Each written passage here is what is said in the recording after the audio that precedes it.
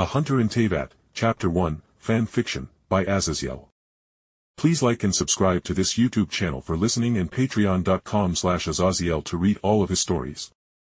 Teyvat was a beautiful world filled with endless wonder in all manners of description, from its rolling plains controlled by the free city of Mondstadt, which worshipped the concept of freedom in their desire to spread their literal fake wings to glide the powerful winds that sweep through the lands.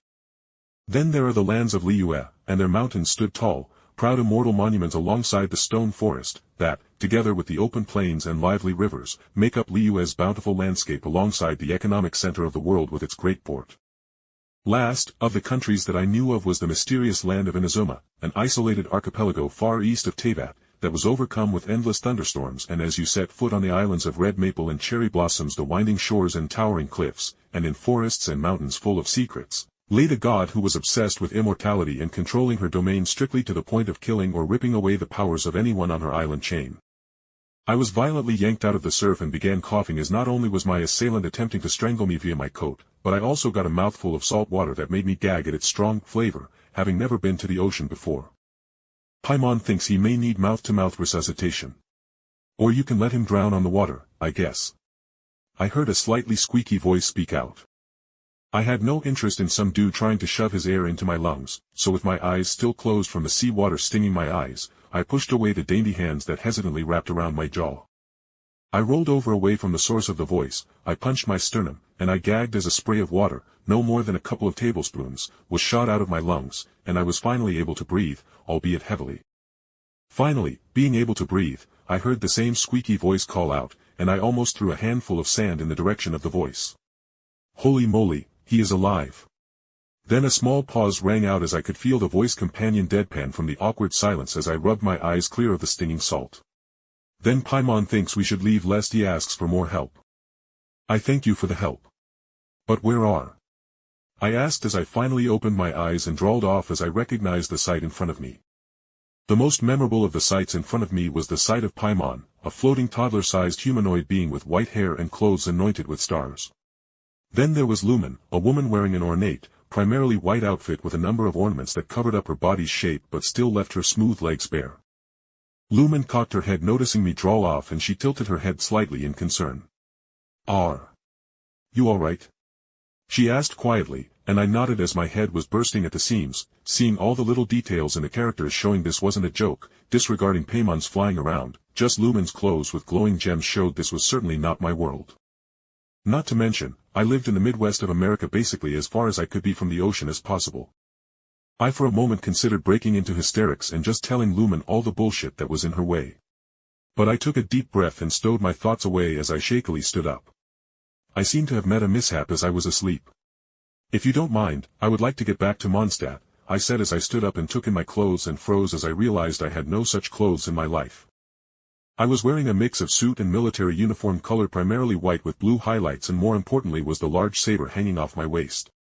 Not to mention, as I glanced into the water beside me, I could see that my once blonde hair had turned to snow white that matched my clothes. I didn't whip out the blade like an idiot, as Lumen and Paimon didn't know me, and a stranger whipping out a blade to inspect it would be a major red flag. I just hoped that this saber was treated so the salt water wouldn't rust it to slag before I could treat it. "Whoa, you know where we are?" "Wait, how did you wash up here then?" Paimon questioned me, who, seeing my shrug, spoke. "Well, in any case, could you please guide us to Mondstadt?" "I thought you were supposed to be my guide," Lumen muttered, and I could already see her mental value of Paimon dropping from the trusted guide and firmly lying in the emergency food section. "Sure.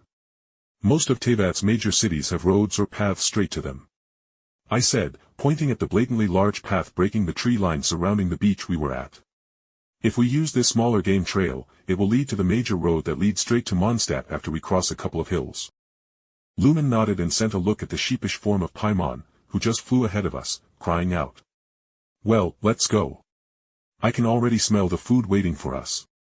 Me and Lumen followed Paimon, who slowed down, seeing as Lumen didn't scold her, though I felt Lumen was going to be a rather quiet figure, so it was highly unlikely she would break out into a spew of abuse at the floating midget. "So, how long have you been in Mondstadt?"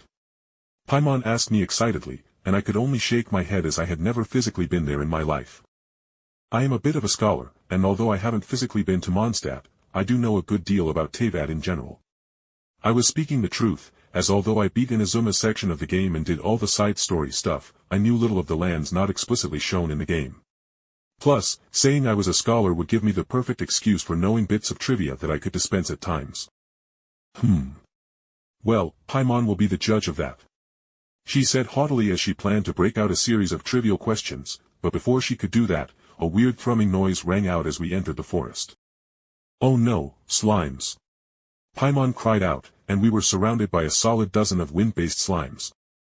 Lumen's sword flashed into her hand, and I likewise drew my saber, though I was much more careful than her flashy teleporting sword motion. I briefly stared at my sword, and other than its silver-toned steel and a small ornament I couldn't make out the instant I inspected the sword. I held it in my dominant hand thankfully for all the years of living in the woods and having siblings and cousins to beat the crap out of each other with the sticks that littered the ground. Seriously, spend more than 10 years smashing sticks at one another. Wearing only gloves and a football helmet to protect your head, you quickly learned how to be a decent swordsman, to not be hurt by your family members that treated it as if it was the damn national pastime. Thankfully, a saber was probably the easiest type of sword there was, as it had one function in its duties. Slash a target, and if that doesn't work, slash again harder. I slashed my saber through the slimes that launched themselves at me and Lumen like suicidal lemmings, and thankfully the few times they hit my chest with their rams, it was only as painful as a football being kicked into you, so with my suit and the undershirt blocked off any deep bruisings the slimes could have caused. Finally, the battle ended when I punted a slime that was attempting to gnaw at my legs past Lumen, who sliced it easily into pieces with a swift motion that looked like she took lessons from Sasaki Kojiro, with how a few sword lights tore apart the slime with a single swing of her straight sword. Well, this guy isn't helpless at least. Paimon said that as she floated down the tree branches, she was hiding within. At least I'm not useless, I snorted, making Paimon stomp her stubby legs in the air. Hey, that is so rude, Paimon said angrily, with her already higher pitch going to a whine. Lumen, meanwhile, just rolled her eyes and began picking up the remains of the slimes as the slimes seemed to condense into weird semi-solid droplets after they died. I noticed she also seemed to have a literal pocket dimension, as everything she picked up just disappeared, and I honestly didn't want to push her away by questioning things too eagerly. We had a couple more slimes attack us as we walked through the forest, but we easily dealt with them, seeing as they were only wind slimes. I could already see the burgeoning kleptomania blooming within Lumen as she took every single fucking apple, pinecone, exposed ore, or any other form of resource within sight, just chucking it into her storage as we walked up the game trail towards Mondstadt. Paimon is scared that Lumen is going to steal all of Teyvat's water someday, Paimon muttered, drawing a bit away from Lumen, who was nonchalantly kicking an apple tree so hard that a dozen or so apples dropped to the ground.